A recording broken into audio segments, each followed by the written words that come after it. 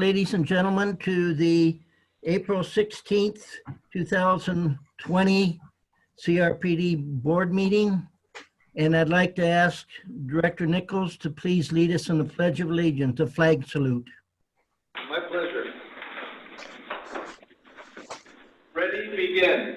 I pledge allegiance to the flag Of the United States of America and to the republic for which it stands, one nation, under God, indivisible, with liberty and justice for all.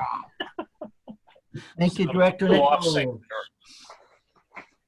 Elaine, roll call, please. Director Lang. Present.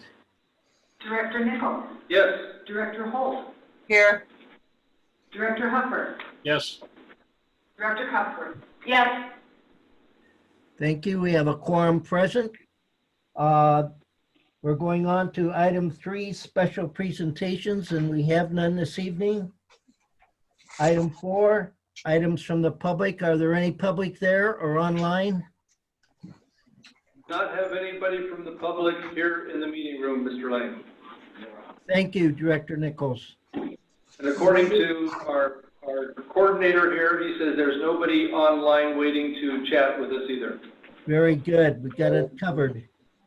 We'll move on to item 5, approval of the agenda. I'd entertain a motion at this time. I'll move to approve. I second. We got a motion and a second to approve. Any comments? If not, roll call vote, please, Aline. Director Lang. Yes.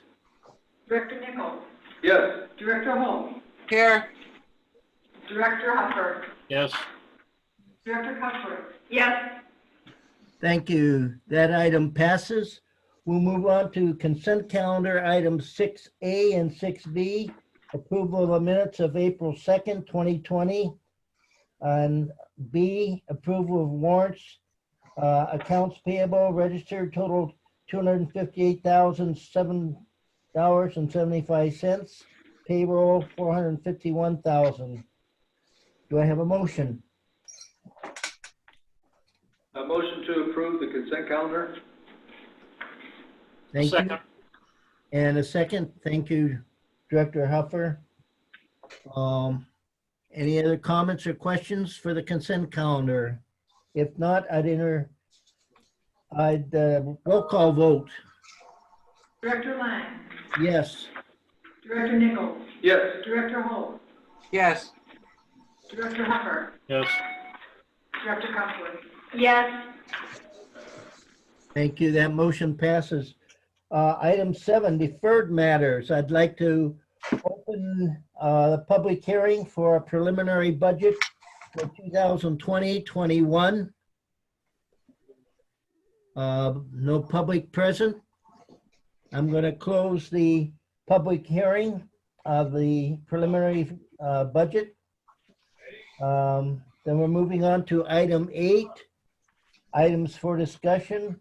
We have items for discussion, the CRPD update regarding the COVID-19 local emergency. Mr. General Manager. Yes, thank you, Chair Lang and members of the board. First, as we get this Zoom meeting started, I think it's our third or maybe even third or fourth.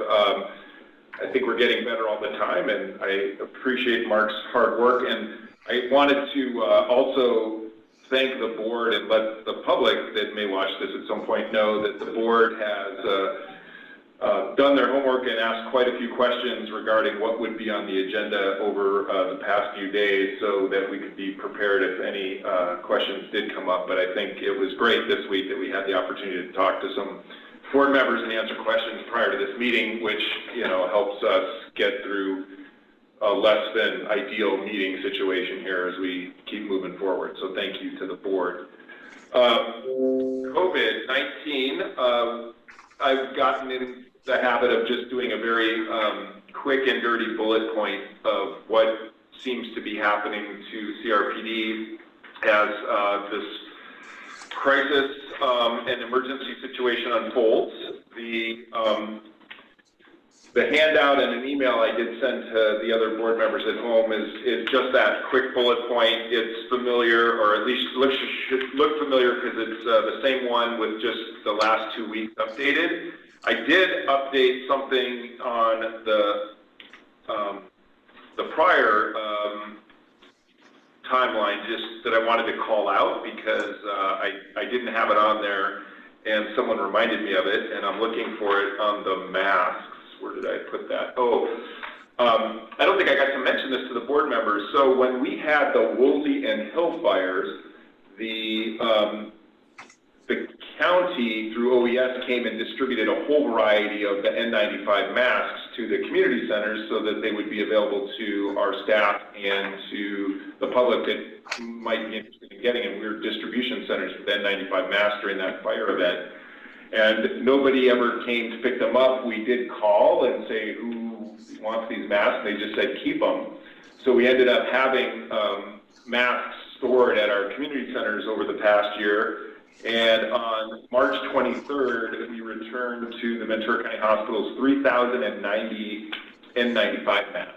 So I didn't mention that during the last update, but that's something I'm proud of and grateful for our centers for having stored all those and pulled them back together and returned them to the hospital. Going forward on or what's happened since our last board meeting, just some highlights. We are now advised to CDC guidance encourages cloth face coverings, and then in our county and city right next door, they're actually required when doing essential services. You know, we did have a council member resign.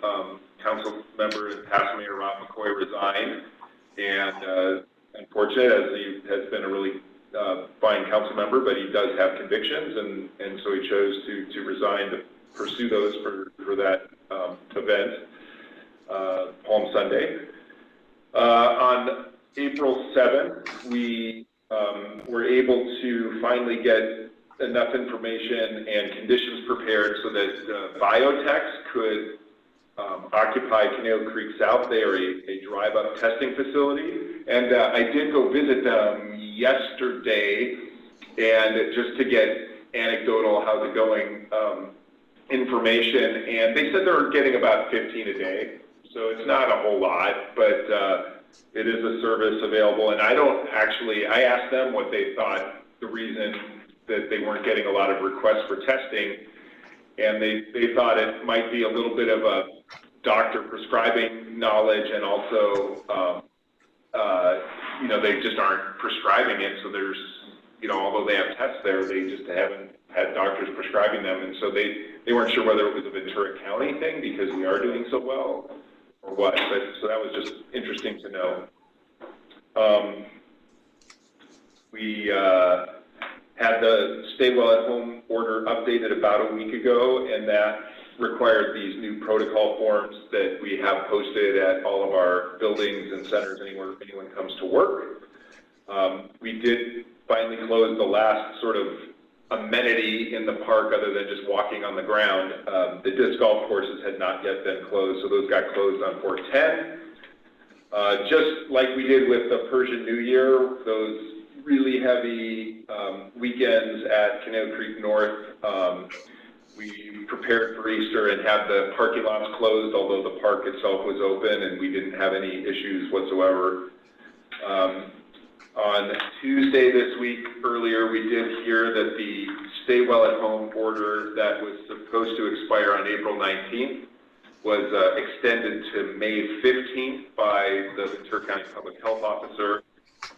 And then the question of how and when and in what circumstances will we start to be able to lift some of these orders, that's been a discussion. The California governor on 4/14, which was a couple days ago, issued 6 critical indicators to modify the stay-at-home order, and I actually don't have those written out, but of course we're paying attention to what those are and what might happen. And we did officially cancel our Memorial Day concerts in the park because we do not expect that will occur. And here we are today. I do also want to point out that we, 6 weeks into having to let part-time staff know we wouldn't have a lot of hours, we're down 84% in terms of the amount of hours for the part-time staff. So we only had 379 hours of work for the part-time staff over the past week or so. But other than that, your staff are in the parks, still maintaining all the parks and taking care of things, and we're trying to keep things going the best we can given the reality and circumstances that we're living with. I'm available for questions. Thank you, Mr. Friedel. Are there any questions of the general manager on the COVID-19 report? Yes, Director Nichols. Thank you, Mr. Chair. Thank you, Mr. General Manager, for that update. A couple of questions. With the current home order that we have from our Ventura County public health official, does that, I mean, I know the park facilities are not where people are staying at home, but my understanding is there still is the opportunity to get out and exercise.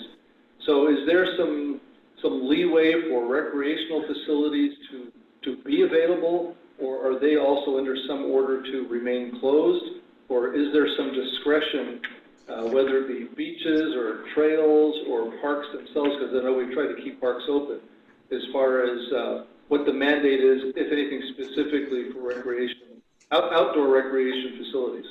Yeah, so really there is no requirement that any of the parks themselves or park facilities or even trails, there's no order from the county that they be closed. The Ventura County did order the county parks and beaches closed, but they didn't address an order directly to local government. We have been encouraged and counseled to, like if you think of it as a business establishment, think of it like a business, like we're a Starbucks. They would shut a Starbucks down if they weren't doing things that ensured there was social distancing. And what we had seen and what county health officials had seen is that the basketball courts, although you could see maybe somebody, a mom and a son playing horse at one side of the basketball court, there was almost very frequently, you know, a 3-on-3 or even a 5-on-5 full contact game going on with a bunch of teenagers, that sort of thing. The U.S. Tennis Association actually recommended that players not play tennis during the COVID, so that the different associations of sports have kind of come out with their own recommendations. So really what we just did is paid attention to how people were using the rec facilities, noticed that social distancing wasn't really being adhered to, and you could actually see there were clearly people from different cars coming and meeting up and, you know, enjoying different aspects of the park. And we just, you know, in consultation with the city, I've been on the phone call almost every day with the city, which includes the police chief and whatnot. You know, we just thought it best to close those amenities down, and as we maybe have gatherings up to 10 again, you know, because they've lowered it down to 2. If they go back up to 10 again, maybe we'll look at reopening some of these things in a maybe similar order as to when they were closed down. But we're looking at hopefully more guidance and direction from the health officers themselves as to how to best reopen some of our facilities. But it really seems to be all about the social separation, staying 6 feet apart, and not having, you know, not having disparate groups of people gather. So that's really what we're doing. So yeah, a lot of this is our judgment and trying to pursue the intent and spirit of the order.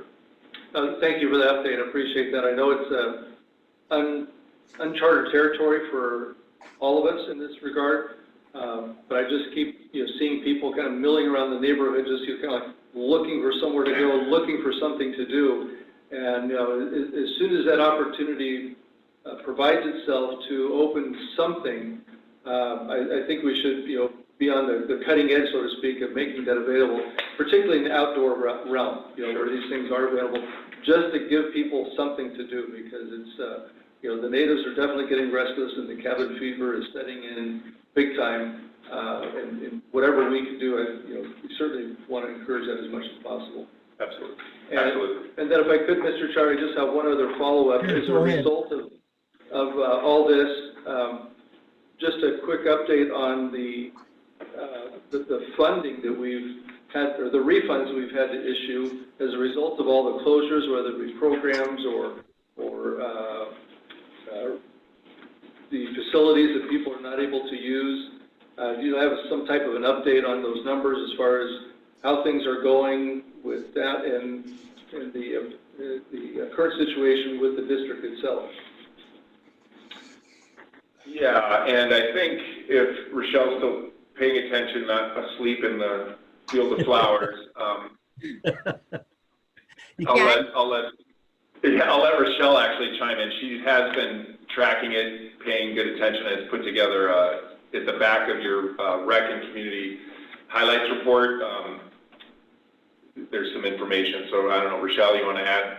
Yeah, no, that's basically what I would have said is on the back of the rec report, it gives you an update of the cancellations and the refunds. That is specifically to programs. There is on the top, so about $287,000 in refunds currently affecting 3,440 participants. And then you go down a little bit farther on the page, you can see the facility field in the picnic area that is up from last board meeting to $90,000. And due to the stay well at home expanding till May 15th, you're going to see that probably go up a little bit more. Andy will be making contact and calls in the next week or so with folks that have reservations or picnics or fields or whatever between now and the May 15th that he'll have to be canceling or refunding. So you'll see additional losses there. All right, thank you very much. Thank you, Mr. Chair. Director Huffer. There we go. Rochelle, since you brought it up on that final page of your report, it struck me as rather odd that we're actually losing a whole lot less money by closing everything down. Yeah, the way it works, because so overall recreation does revenue of about $5 million and we have expenses of about $8 million. So recreation is subsidized about $3 million, give or take. So winter and spring are months where we actually lose a decent amount of money. We're subsidizing more those two seasons. In the summer, you'll see a different effect. In the summer, we would usually make about $500,000, be positive. Due to this year, I'm guesstimating right now, if we're able to have some kind of summer, at least a 25% decrease in revenues. Hopefully we can decrease the expenses also to kind of match it. But depending on what happens, that could get worse. Okay, thank you. Anybody else? I have a couple comments and a question. Jim, talking about some of our park space and the public, you know, walking and exercising, etc. Judy goes over to Cal Lutheran campus for her morning walks, and the campus appears to be closed itself, but there are quite a few people over there taking advantage of the nice setting and so forth and doing their walks and exercises and so forth. So like Director Nichols was saying, the public is getting restless, the natives are getting restless and so forth. So I think there'll be probably more people, you know, going out to our parks and so forth and doing just the walking. And Jim, what is the daily routine right now for our the Costco Rangers? Well, the past couple weeks, what's changed dramatically for them is the replacement of removed closed signs. So I think I saw a report that said they spend almost half of their day reposting closure signs. I think that's, yeah, I saw that.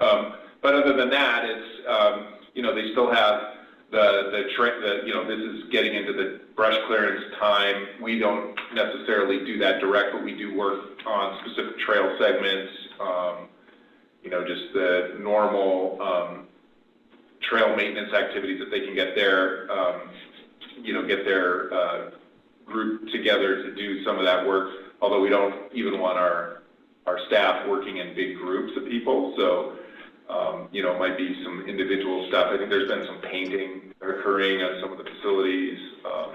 Am I missing anything, Tom? No, it's fairly normal besides the sign replacements. Okay, thank you. Any other directors have questions of the general manager? Director Nichols? No, I'm good, thank you, Mr. Chair. Oh, okay. It's the background, looked like a hand up in the air. Okay, thanks again, Mr. General Manager. We're moving on to item 9A, new items. Consideration of resolution number 041620-A, directing preparation of the engineer's report, declaring intention to levy assessments for 2021, preliminary approval engineer's report for district-wide park maintenance and recreation improvement, District 62-1, and providing for a notice of public hearing. Staff, please. Yes, thanks, Chair Lang and members of the board. Just want to point out too, thanks to Director Eagle Eye Nichols, we have a supplemental here too, which includes 5 pages. The original staff report had the original staff report had an engineer's report, which included some current fiscal year projects. It was supposed to be only next year's fiscal year projects. So we changed that, and it actually affects 5 whole pages, just one table. But then there's some references throughout the report that back to that particular table. So there is a supplemental with 5 replacement pages on it. Just want to point that out. This is for the resolution for the intent to levy. Our report was prepared by SCI. We have a CPI increase of 2.96%, but we actually have some left in the bank, so we can go to a maximum of 3%. So we're raising it 3%, or proposing raising to 3% to an amount of $39.41 per single-family equivalent for next year. With that, I'm available for questions, and then we'll be back before the board on May 21st with the resolution to levy. Now I'm available for questions. Thank you, Mr. Hare. Are there questions of Mr. Hare? Yes, Director Nichols. You had your chance.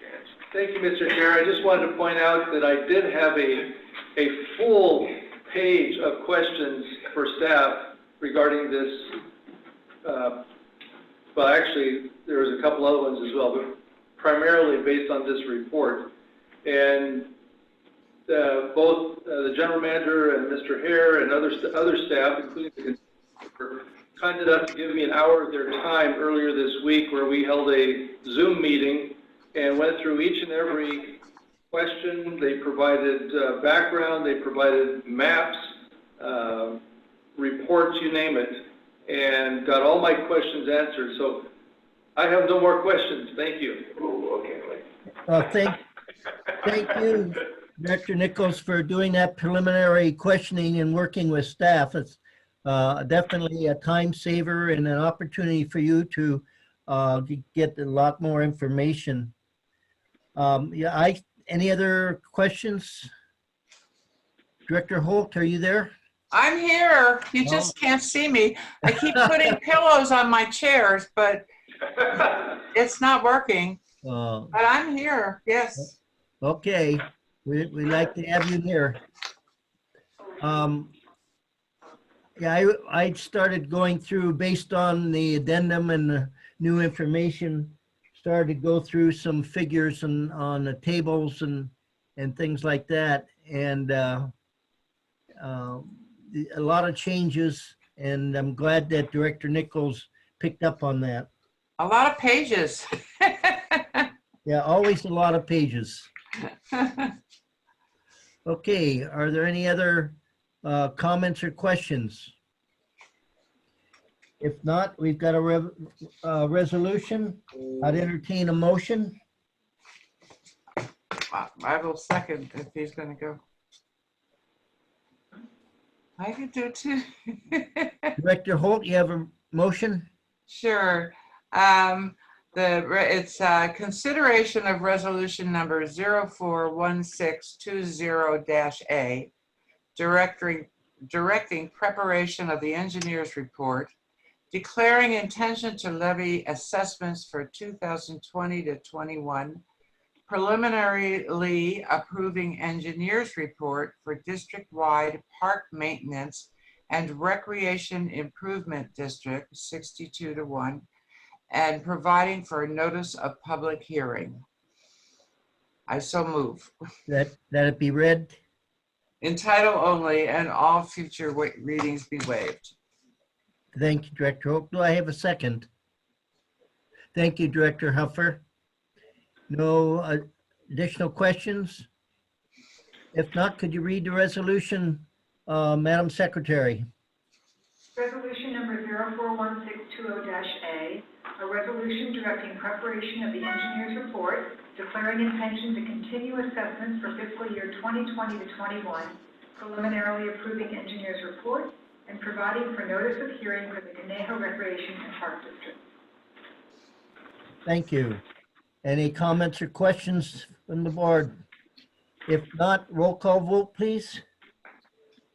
Director Lang, Yes. Director Nichols, Yes. Director Holt, Yes. Director Huffer, Director Huffer, Chuck? Yes, sorry, I muted it. Oh, okay, we're taking a vote for, yes, I've already said yes. okay.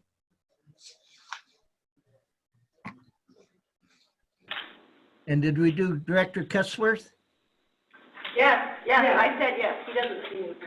Okay, He doesn't hear me. something happened to the sound there for a minute. Very good. Now we're moving on to item 9B, consideration of resolution number 041620-B for Landscape Maintenance District 92.1 Rancho Conejo, preliminary approval of engineer's report for 2020-2021, declaring intention to provide annual levy and collection of assessments and setting time and place for the public hearing. Staff, please. Sure. Thanks, Chair Lang, members of the board. Very similar. This is for Rancho Conejo Landscape Maintenance District 92-1. We're proposing to increase the assessment rate from $98.19 to $100.14, and the maximum going from $102.53 to $105.98. I also want to point out from, again, our favorite eagle-eyed Director Nichols, on page 99, we're proposing changing the engineer's report. If you go over there, about halfway down the page under section D, and I'll give you a copy of this, only a physical copy. The sentence says, the facilities within the district are maintained and operated at a higher level of service than in areas outside of the district. We're looking to change the words higher to comparable and the word than to as. I've already consulted with our consultant regarding this, and they're fine with that change. So that's the only change that we propose to the engineer's report. With that, I'm available for questions. Mr. Hare, would you repeat those two changes and exactly where they're at on page 99? Sure. Page 99, about halfway down the first sentence under section D, benefit allocation. Okay. So that if the end of the first line, instead of the word higher, change the word to comparable. So it's at a comparable level of service as in areas outside of the district. Okay. And the second one? That's it, just those two words, those two changes in one sentence. Gotcha. All right, thank you. Are there any other questions of staff? If not, I'd entertain a motion on this resolution. Director Lang, Yes, I'd like to move adoption of resolution 041620-B to be read in title only, no further readings waived. thank you. Have a second. I'll second. Thank you, Director Holt. Any additional comments or questions? If not, read the resolution, please, Madam Secretary. Resolution number 041620-B, resolution of the Board of Directors of the Conejo Recreation and Park District preliminarily approving the assessment engineer's report for fiscal year 2020/2021, declaring its intention to provide for an annual levy and collection of assessments, and setting a time and place for public hearing thereon for Landscape Maintenance District number 92-1, Rancho Conejo Playfield. Thank you. Any comments or questions before we have the roll call vote? If not, Elaine, roll call vote? Director Lang? Yes. Director Nichols? Yes. Director Holt? Yes. Director Hopper? Yes. Director Cuthbert? Yes. Thank you. We have a unanimous vote. We're going on to item C, consideration resolution number 041620-C for Landscape Maintenance District 94-1 Dos Vientos preliminary approving of engineer's report number 2020 and 2021, declaring intention to provide annual levy and collection of assessments and setting time and place for a public hearing. Staff, please. Sure, thanks, Chair Lang, members of the board. Again, the third and all very, very similar. This is for Dos Vientos 94-1. We're proposing increasing the assessment rate from $332.11 to $342.41. The maximum would increase from $335.08 to $346.32. We'll be back here again on the 21st for the actual levying, resolution for levying. And then we're also very similar again to the one we just did on page 99, but this one's on page 133 of the engineer's report. And it's worded slightly different from the original, so the change is a little bit more.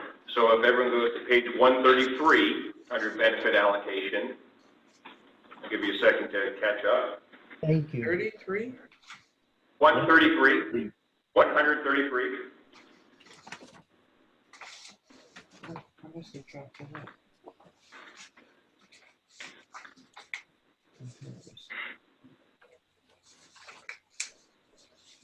I'm there. Okay, so under D, benefit allocation, if you go 8 lines down, and it's a second word in, it's the sentence that starts with although. It says, although there are other improvements, blah, blah, blah, blah. It goes all the way to improvements in facilities. It's about 4 lines long. We're recommending that we delete that sentence, and then we add this very same sentence from the other engineer's report for at the beginning of this paragraph, where we would add the words, the facilities within the district are maintained and operated at a comparable level of service as in areas outside the district. So we're adding that complete sentence at the beginning and deleting that other sentence that's 8 lines down. Okay. And is this something, Mr. Hare, that Wildem had been doing all along? And it just got caught by Director Nichols? Yes, we're glad to have it. Thank you, Director Nichols. If I can, Mr. Chair, I think what prompted this, and this is going back to our historical discussion, is at the time this document was first prepared 20 years ago, and Jeanette with SCI helped fill us in some of the blanks on this as well, is the data that was used for this report has to remain the same because that's what the voters approved. Right. So all that has to remain. But as we talked about the language here, the concept at the time was that because we were dealing with raw land out at these subdivisions and these development projects, that there was going to be a lot of extra effort to get those areas up to what the rest of the district looked like, rest of the park district looked like. So the thought was, well, we got to spend more time and attention on these areas to get them lifted up and stood up. So at the time, it was probably appropriate language because there was an extra effort to put into those areas to get those parks and facilities built. Now that they are in place, they're maintained to the equally higher standard that we have throughout the entire park district. So we're just making sure that it's stated as comparable. So it was just a matter of kind of clarification for something that had changed over time, and as it just went 1 year at a time, not really being noticed. And as Mr. General Manager pointed out, some of us are a little newer than the rest, and we're seeing this fresh for the first time, and we just have a few questions sometimes. But otherwise, the answers were well prepared, and appreciate the time from staff and the consultant to explain it all, and it was all fully understandable. Very good. Thanks again. Okay, any additional comments or questions? Nobody's waving their hand for something. That must be Nellie with Director Cussworth. Okay, I don't want to be saying anything. However, when I read this, it said the facilities within the district are maintained and operated at a higher level of service than in areas outside of the district.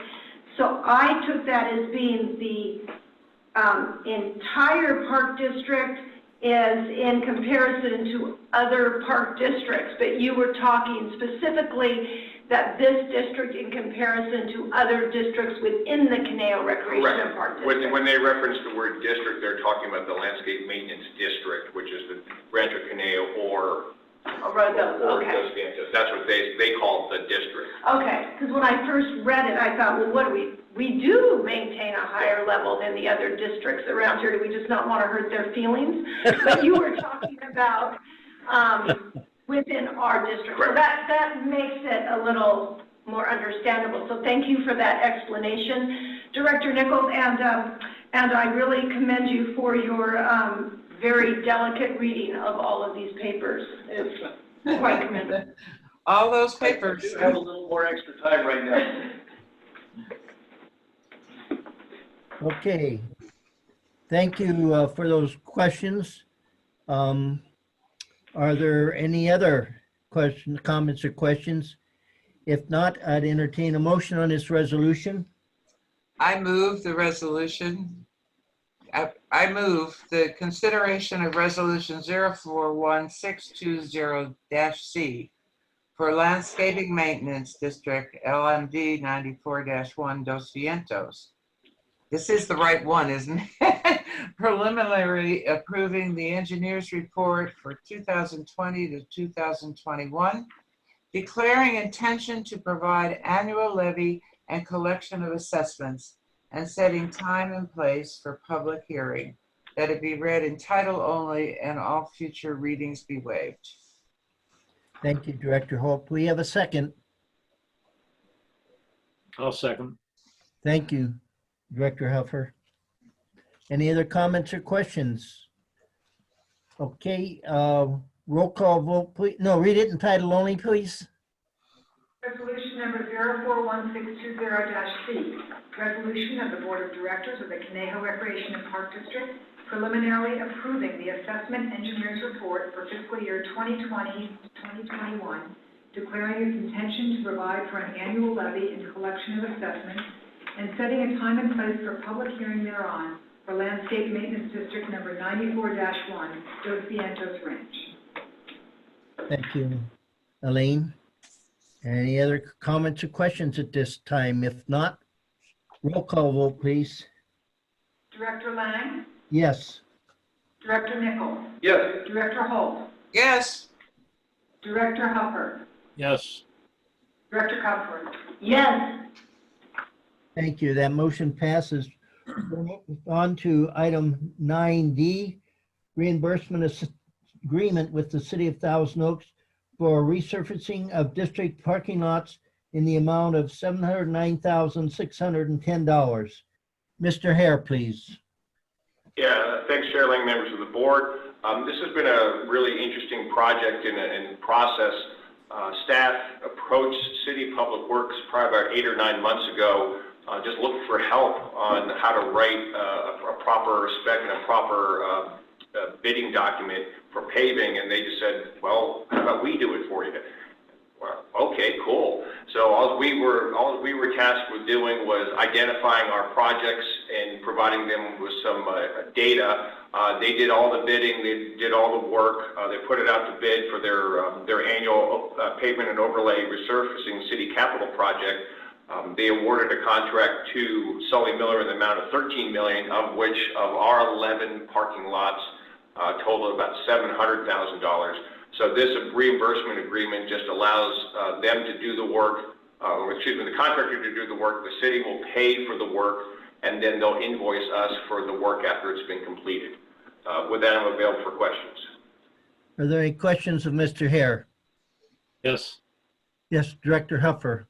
2 questions, Tom. First of all, would this be considered soliciting bids from the city? And if so, does this somehow bypass the normal requirement that we get competitive bids? Oh, no, not at all. This is because the city, you're allowed, it's almost kind of like a piggyback. This is a partnership with the city, with 2 different agencies. Very similar to what we do with like weed abatement. Like with weed abatement, it's Costa, CRPD, the city and the school district all get together for weed abatement. So it's just a partnership between us and the city to perform the work. They go through the rigorous public bidding process just like we would. So instead of us doing it and them doing it, and us being a very small fish at $700,000 or probably more, and us doing it both at the same time, we just combine it into one contract. Okay, so this is standard practice, and it's perfectly legal under the contracting laws of California. Yes. All right. Second question, since the city is the controlling entity and presumably the contractor is going to be working through the city, what role will the district have in terms of timing for these projects so that they don't interfere with ongoing programs and operations at the facilities? What we did was, again, that's pretty much our sole responsibility, but our largest responsibility. We met with recreation staff and talked to other user groups about, one of the user groups, like I think we're doing the Chumash Museum too.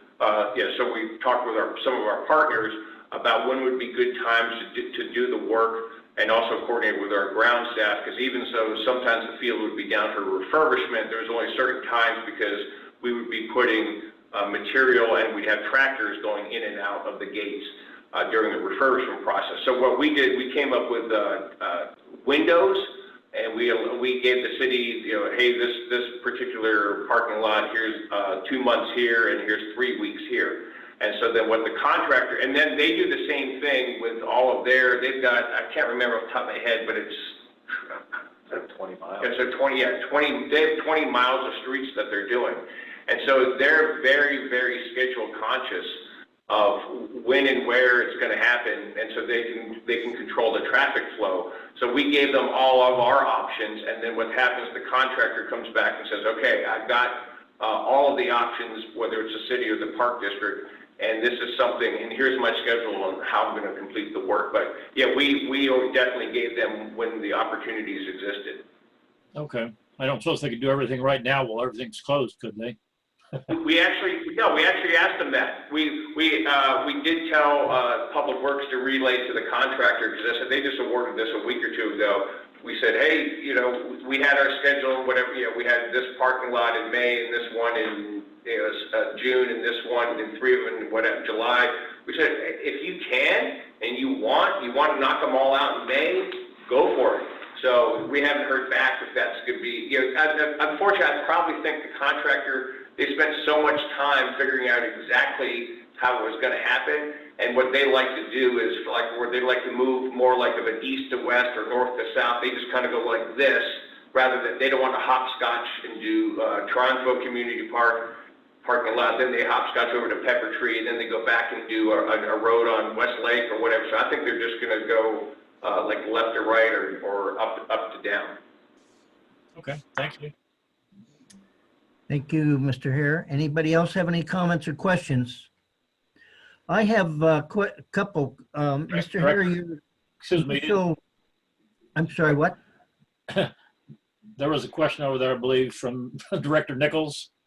Oh, I'm sorry, Director Nichols. Oh, that's okay. I was impersonating Director Cusworth.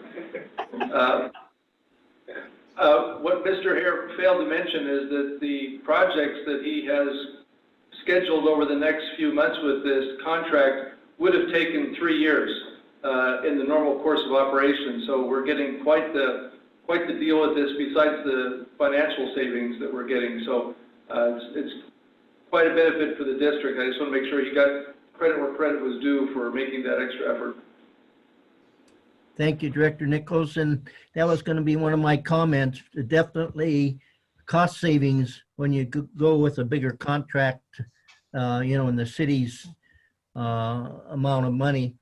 But Mr. Hare, I didn't quite is there anybody else have any comments or questions? Okay, Tom, in your initial comment about you didn't understand how to do something in the bidding, and we've done, you've done resurfacing of parking lots, et cetera, over the years, and I just don't understand, or maybe I didn't hear it correctly, what the issue was that you had to ask the city for some help. Well, it wasn't necessarily, we could have done it on our own, but if an entity puts out they do this I think they do this every year, or close to every year, isn't it? If they're putting out a $10+ million contract every year, so we just went over there to learn and steal, and if they had any better ideas than just how to organize the bidding documents. Like yes, in the past, we have been generally doing one parking lot at a time. Right. So we'll do a lot. But then what comes with that is you still have to get inspections and doing all this and doing all that. So we said, hey, these guys over there, they do this on an annual basis, and they do probably literally 20 to 30 times more a year than we do. So let's just ask them for help. And at worst, hey, here's our documents, and we would have cut and pasted and all that. And they said, we'll do it for you. So it's a lot of less administrative work on our end and a lot of cost savings on our end. And we're very grateful with the city's public works staff and working closely with them to get this done.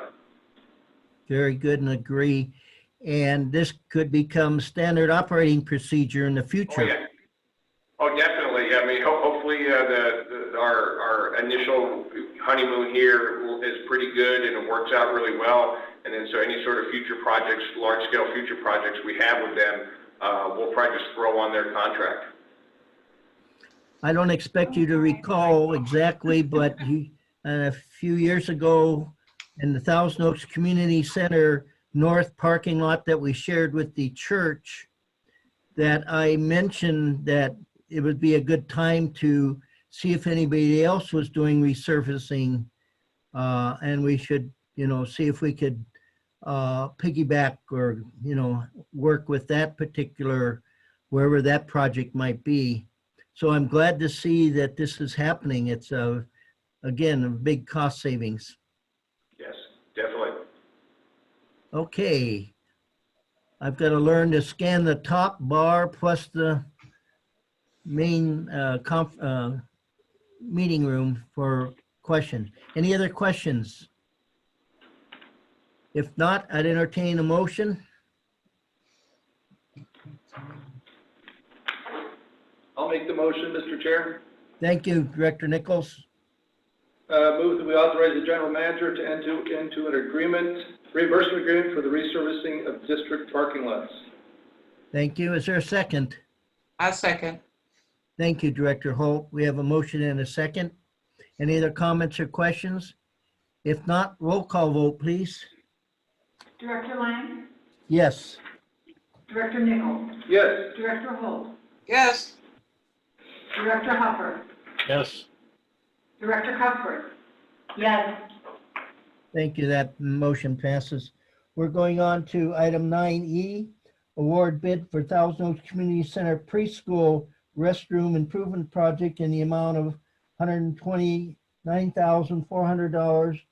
Base bid price, contingency in the amount of $14,750 for a total of $144,150. Staff, please.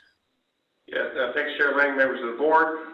Three recommendations. One was to determine that this project is categorically exempt from the CEQA process, to appropriate an additional $85,000 from the district-wide assessment fund to the project, and to award the bid to Arna Lamb. One of the things, if you remember, so back in 2011, we finished a project where we expanded the lobbies at both the Thousand Oaks Center and Borchard Center. At the Thousand Oaks Center, due to ADA requirements, when you touch a certain percentage of the square footage of the building, they look for additional ADA compliance issues that are there. And unfortunately, that building built in the early 70s was not built to ADA standards. And so one of the requirements that they had was to expand the ADA square footage inside the interior restrooms. And if you recall, and if for your guys' knowledge, if you remember, if you've ever been in there, you used to be able to go from the gymnasium, walk up the steps into the men's and women's restroom there. But unfortunately, we needed that little extra square footage to make those restrooms ADA accessible. So we lost the stairs, and there was no more access from the interior. So we went with it and said, oh, we'll figure this out. This is not that big of a deal. And then it started to become a bigger of a deal, because then you realize that if you were inside playing basketball, if you were in preschool, if you were wherever you were, you actually had to go outside to go to the restroom. So you had to exit the lobby doors and just walk 15, 20 feet in order to go to the restroom. First you're like, hey, it's an operational issue, we'll deal with it.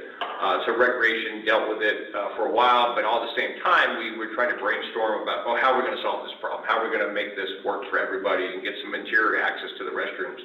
We looked at some, and unfortunately, in those places you guys don't even know, that building was built so interestingly with all of its angles and weird stuff. There's actually like these closets on the corners that are weird, but unfortunately, they're perfect for size of restrooms, but they wouldn't be ADA compliant. So we had all these different issues we went through. So we went through many, many different iterations.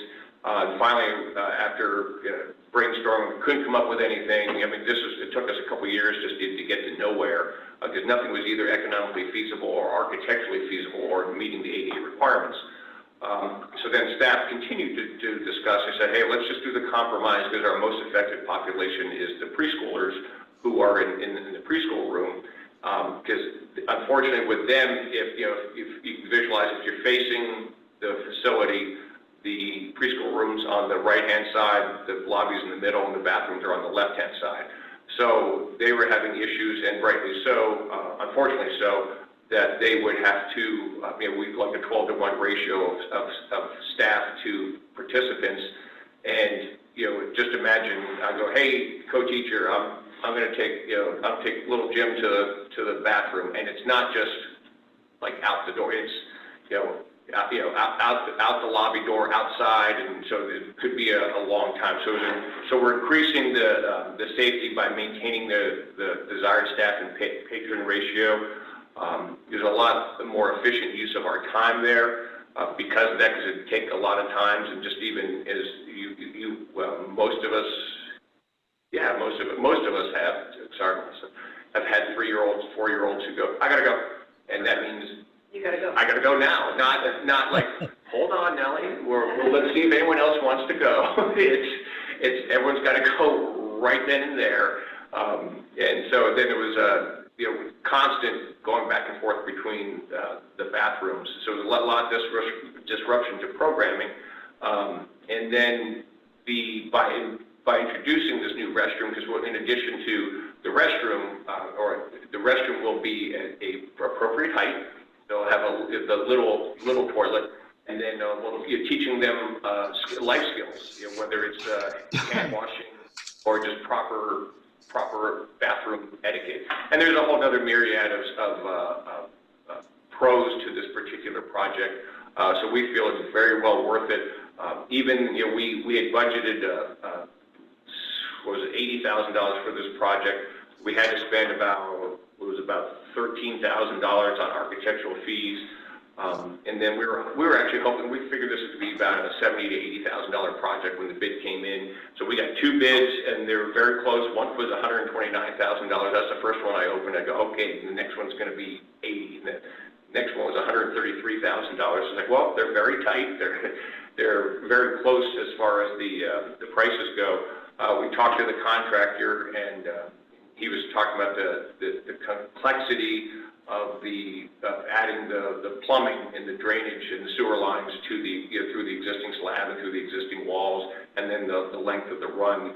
That's what really drove the cost up a lot. We discussed it a lot with at the administrative level. We also discussed it with the staff, the field staff, and said this was a very, very important project for the preschoolers. And other people can use it too. I mean, not adults won't be using it, but other programs will be able to use it also. But I thought it's something that's been highly desired, and for the reasons stated about the increased safety, the better efficiency, and the skills that we could be teaching the kids. This is a very important project. We thought it was well worth spending the extra money towards this project. Ardalan is a good contractor. They've never worked with us. They've almost always bid on single contracts we've had. It's never been a winner, but they've been used quite a bit by the school district, local school district, and also Simi Valley Unified School District, and I think in Camarillo also. They're a really good contractor. And actually, even interestingly enough, the guy who came in second, he's the one who did the lobby expansions. So yes, it was kind of interesting that he came back for that one. But yeah, Ardalan's a really good contractor. They come very highly recommended. And I remember Chair Lang was there. I can't remember who else was there. But remember, George, that TO High School library renovation? Yes. Yeah, that was Ardalan who did that one. So yeah, really good contract. It's one of the school district's preferred contractors that they have. So with that, I'm available for questions. Very good. Thank you for the report, Mr. Hare. Any question? Director Cusworth. Thank you, Nellie.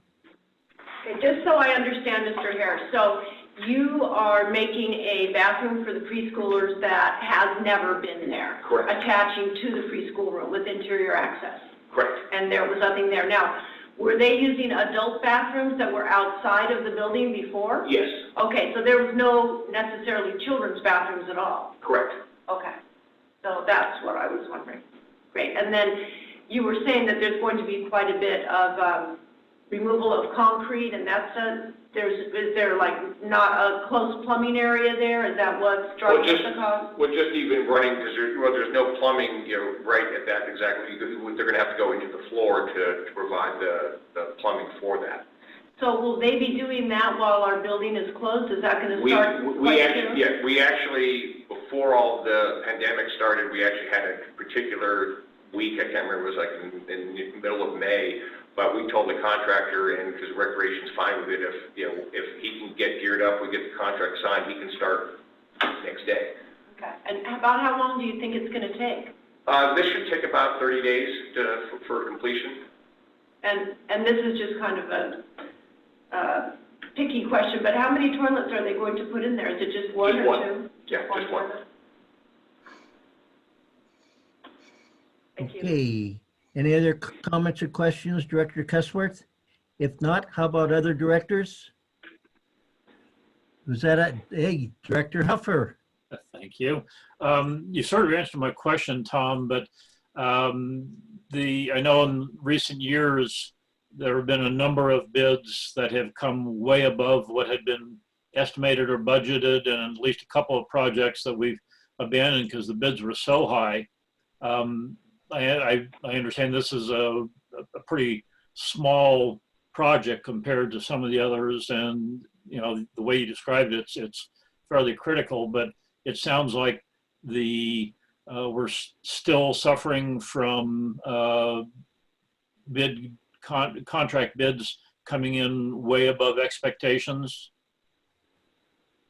I mean, for this particular, I mean, I wouldn't say that's something that's common. It has happened. You know, a lot of times with larger projects, we have the architect or the landscape architect or the building architect provide us with an engineer's estimate because we want to know, like with Sapui, because we knew that was so much. You know, Sapui ended up to be, I think, overall like $7.2 million. But we wanted to know how much it cost. So we actually paid for an engineer's estimate. We were actually spot on with that. With something smaller like this is just our building maintenance staff getting together with the planning staff and kind of going, well, this, that, you know, this is what we think it's going to be. So when we put this in the budget, whatever it was, a year and a half ago or so, 2 years, that's what we thought was the price. So it's definitely on our shoulders that we didn't come out with we were, you know, said $60,000, $70,000 off for the cost. And it surprised us, but, you know, sometimes even the best ones don't get it right. Okay, so I mean, this wasn't though like the proposed project several years ago where we were going to pave the dog park parking lot, and it was so high that we just had to abandon that. Well, part of that, if you remember, because again, sometimes our budget process and, for lack of a word, reality don't mesh right away. That particular project, we just assumed, and I thought it was a really good assumption from whether it was, because we actually had the engineer help us out on that the sewer line was on Flores. And, you know, so it was, if you remember, that sewer line run actually had to go all the way back to a cul-de-sac about, I think it was about 1,500 to 2,000 feet away. And then you had to get the gravity, we had to add grinder pumps and all sorts of, grinders and pumps just to get it down there. So that cost skyrocketed because of that long sewer run. Because we thought it was just going to be literally 50, 75 feet, and ended up to be, you know, 20 times that. Okay, thank you. Okay, any other comments or questions? I have one, Mr. Hare. So this bathroom is going to be dedicated to that particular room. It is not being accessible from the gymnasium side, correct? That is correct. Okay. And you pointed out something that I was going to ask about is the plumbing runs, which we know does get quite expensive. So I would assume they're going to do all their plumbing runs on the exterior of the building rather than going inside under all the floors, etc. Well, they have to go inside where just a little short run inside the building for the actual bathroom. Because it's just in the corner. Yeah, wherever they're in, it's not like from where we're entering the building from the exterior to where the plumbing fixtures are is the only time where we have to be inside the room. Okay, I'm still not clear on, so where is the existing plumbing for that area? Well, the existing plumbing, so we're going to have to go, we have to go if there's some plumbing, you can't, unfortunately, this was unfortunately the best drawing that we had.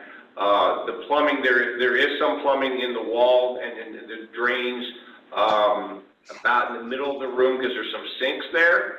So we're going to have to, we have to connect the plumbing from there to there, and then you have to have when you connect the sewers.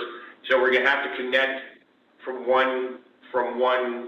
the bathroom to the existing plumbing, and then out the door. So it's just more of an intricate process. Just imagine, it's like a director customer was asking me too earlier on. It's much simpler and easier just to put a brand new bathroom on the outside than renovating the one in your house. And so just think of it that way. If it was nice and clean and good, but by putting one outside, that defeats the purpose of giving them a restroom inside. Okay. Well, I was not aware of the sinks inside, at least from the drawing, I couldn't tell. And We apologize about that. yeah, that's okay. And then the drawing also shows access to the other restrooms from the gymnasium, but that doesn't exist anymore. Yeah, correct. It was an old floor plan that we had. Definitely is old. Sorry about that. Okay, any other director questions? If not, I'd entertain a motion.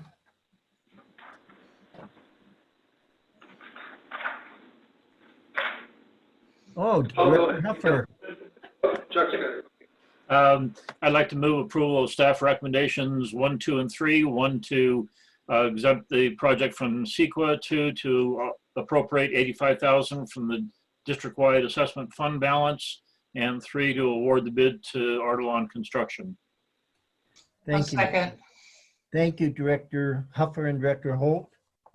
Any other comments or questions? If not, roll call vote, please. Director Lang, Yes. Director Nichols, Yes. Director Holt, Yes. Director Huffer, Yes. Director Cuthbert. Yes. Thank you. That takes care of our new items. We're going on to item 10, reports and announcements. 10A, budget performance report for March 2020. Any comments or questions? I see that we're 20% or 75% into the budget year. And this is some standard comments associated with the increase over the 75%.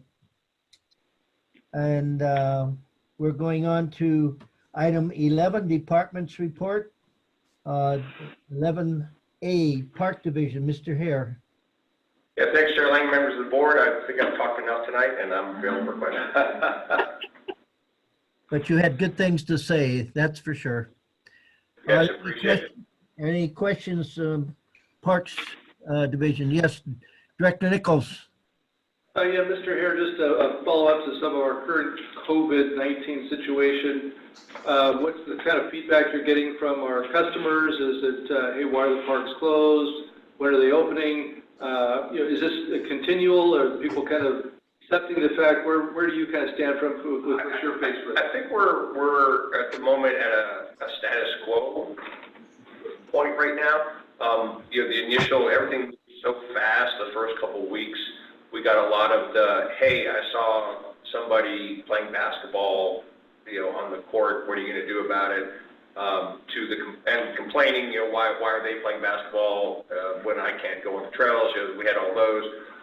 And now I think the last week or so, it's been, for lack of a word, accepting, from people of the situation that's going on. Reports from, and that's just, those are calls that we get in. I'm out in the parks every Tuesday for a good 4 or 5 hours, observing, talking to the guys, seeing how they're doing and what they observe. And they agree, but it's the same. There's a lot of, for lack of a word, like I said, acceptance of what's happening. But the only thing we do fear is, because the weather is getting better, but just like how you were talking about, that all of a sudden we're going to get the itchy, like, okay, great, I haven't played tennis in 3 weeks, so what are you going to do for me? Yeah, so that might come up, the angst and the frustration, the cabin fever from the people. We're kind of expecting in the next week or two that as the weather got better, that people want to be outside more. But lots of people just respecting the social distancing, properly, walking around the park, throwing the ball with just their family or working out by themselves. So it's been fairly compliant, and so no matter what the situation is, whether it's a pandemic or not, there's always 5% knuckleheads out there who don't respect whether it's, like I said, whether it's a pandemic or not. There's always a percent of knuckleheads. So with that, we're pretty good shape, I think, for the public. Thank you. Thank you, Mr. Chair. You betcha. Any other, Director Huffer? Yeah, Tom, just not a question. I just wanted to thank you for responding to the request I had from someone who lives in the Wildwood area about getting a porta potty out to the Wildflower area. They do appreciate that. So thank you.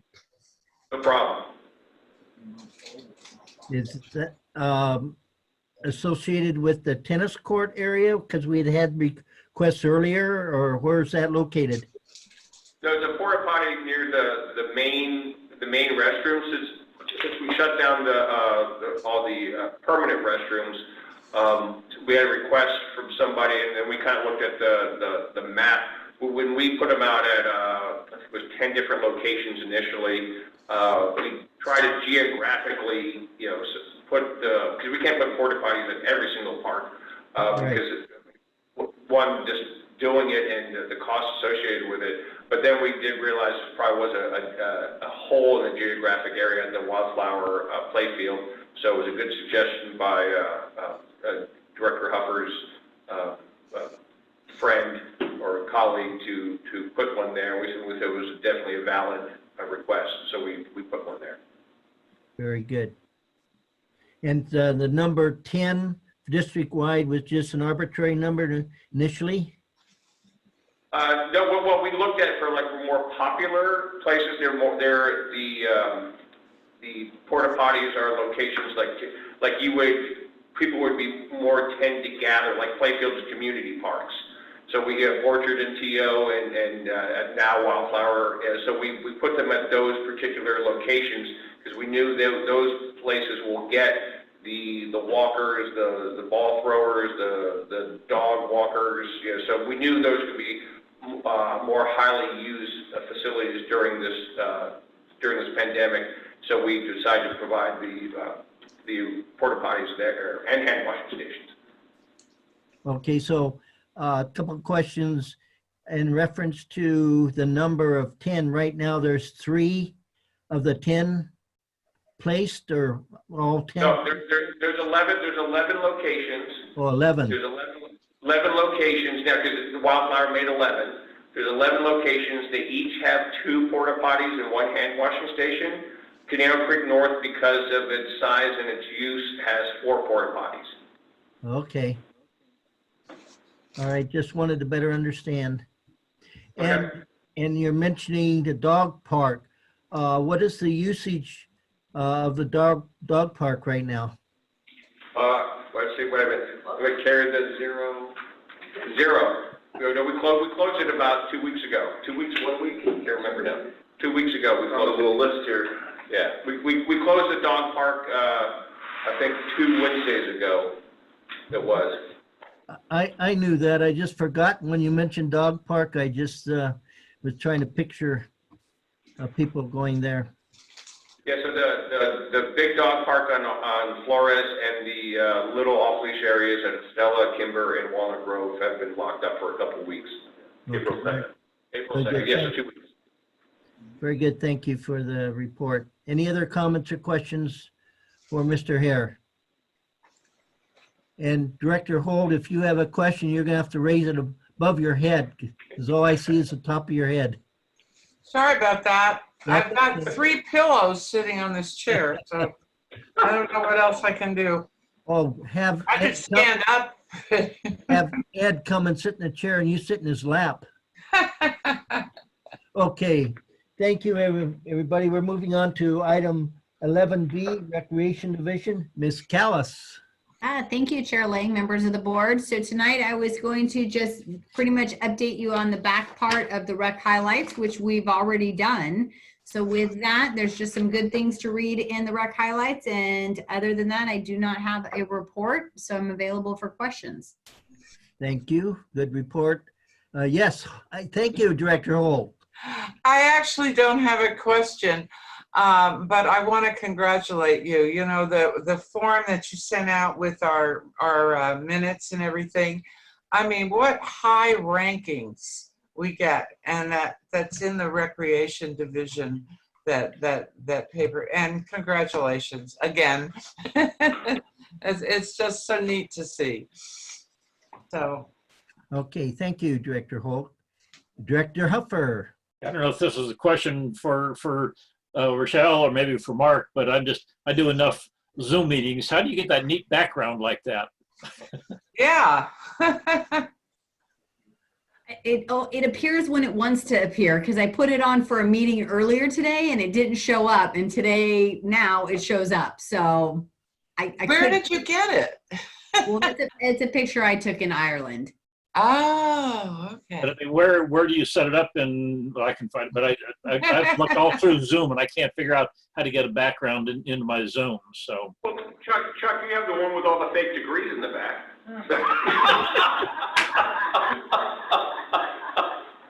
That's funny. Thanks, Tom. That'll teach him, Director Huffer. Yep. Yes, Yep. Director Nichols. Thank you, Mr. Chair. A question regarding our nutrition distribution program. I was just curious how that is going and how many meals we are passing out on an average daily basis currently. We're up to about 120 a day right now, and Wow. they said that every day they're getting probably another 10 or so that are signing up. So it's going really well. We actually had a member of the community who came through and got their food the other day and gave a very nice, very generous donation to make sure that we could keep feeding people in the community. So we're also seeing the folks that are driving through being very generous. Oh, very nice. Okay, thank you. Yes. Yeah, we did get a nice compliment in the Acorn today. One of the letters to the editor was very complimentary about the program. Good going, team. Okay, any other comments or questions of Ms. Callis? If not, Melissa for our Management Services Division report. Ta-da! I have no report, but I'm available. Boy, you learned very quickly. Okay. And you took off your mask to make that report. Yes. Thank you. Okay, we're going on to our general manager's report, 11D, Mr. Frito. Thank you, Chairman, members of the board. I really don't have a whole lot to add. We are navigating through this uncharted water, and the staff are really doing a fine job of being flexible and creative, and we keep making progress. Call out Tom for tonight because this was his agenda. All that work he had to do to pull everything together, so thanks, Tom. The only maybe interesting thing, paying attention to the city and what they're doing, they are putting on their next agenda the formation of the Rancho Potrero Ad Hoc Committee. So they are starting to move that forward again. So they'll eventually have a couple committee members, and we can have a conversation about Rancho Potrero, which is great. And with that, I'm available for questions. Yes, Director Nichols. Thank you, Mr. Chair. Mr. General Manager, thank you for the brief report. But just a request, with the COVID-19 things unrolling moment by moment, every time we turn around, there's another announcement by a governor, by the county, by the president as to what's affecting us. Even the city manager, I'm sure from your perspective, since we only meet every couple of weeks, if there's anything that does come up that we may be of interest that you might think that we should know or may be interested in, if you could just make sure you pass it along, because I know it just seems like every 2 weeks is an eternity now with the way things are happening. So I know you've been very good about that, but if there is anything that comes up, it does seem like with a lot of talk of opening up the country and what might happen in these next 2 weeks, you could just please keep us surprised of anything. I would, I'll give you kind of a preview. I have heard that with the public health order that needs to be extended, formally past the 19th, there is some anticipation that the health officer will, within the next few days, provide additional sort of guidance and clarification on some of the like unwinding and reopening. So I'm kind of eagerly waiting to see what that looks like. So I'm hoping in the next 5 days or something that we actually get some loosening up of the order. So fingers crossed. Thank you. That would be encouraging. Yes, appreciate that. And I also want to thank you to date, all of the reports and so forth that you are sharing with us. That's appreciated. Director Huffer. Thank you. I'm just curious, going through the list of upcoming events that Aline was nice enough to send out with everything that's been canceled. But I checked their website today, and apparently CRPD has not yet canceled their end of May conference. I have not seen them cancel that, no. Yeah, no, I don't think we've gotten any, we haven't gotten any kind of cancellation, so maybe they're just sort of fingers crossed, but in May, I'd be pretty surprised if it happened. Yeah, I would too. It'd just be nice if they give us a little bit of a heads up, so. Yeah, especially airline reservations, etc. Okay. Any other comments or questions for the general manager? If not, we're going on to 11E, Director's Report and Follow-up Reports on meetings and conferences attended. Directors, any particular meetings you attended, or? Were there any? Well, Director Huffer went to Kiwanis. Well, good for him. Is that part of CRPD? Oh, no, it's Director Holt. Okay. Director Lang? See, I don't see waving that. their There hands we there, go. so. It was off. Sorry about that, Cusworth. Go ahead. Well, I've only been to 2 meetings this month. They've both been in this room. But I have been walking around the parks a lot. So I thought I would just say, my husband and I have been taking different parks and going around the, walking areas and around the neighborhoods in the parks. And they are being fully utilized, and people are doing pretty well, I would say, with the protocols, even moving off trails when other people are coming to give space, mainly families. I did see one thing that I thought was pretty ingenious of some teenage boys. They hopped over a fence of a school so they could play on that basketball court. I guess the schools didn't think of tying up all of their nets. And I did see a family on a basketball court that they were just dribbling around, so, they couldn't do the nets, but I thought it was a family. So I think our parks are being utilized, and they're still definitely a big part of our community, and I hope we don't have to close them down. No, I think it's good. I hope. Okay. Director Nichols. Yes, I just wanted to restate the only additional meeting I've had besides the 2 in this room was the meeting by Zoom with the general manager and staff earlier this week.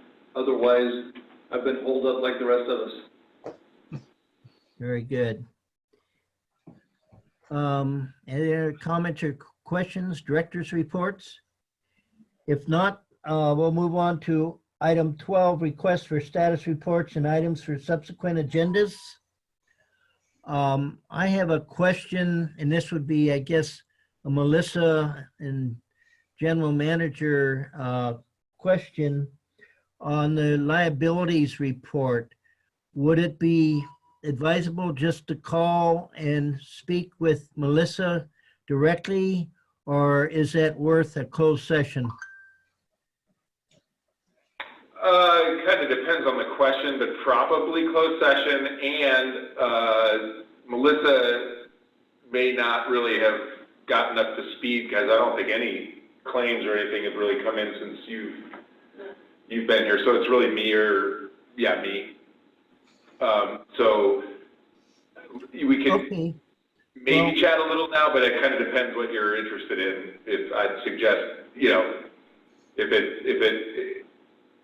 Yeah, obviously we don't want to get into No, I don't areas where think- there might be No, this- exposure and liability.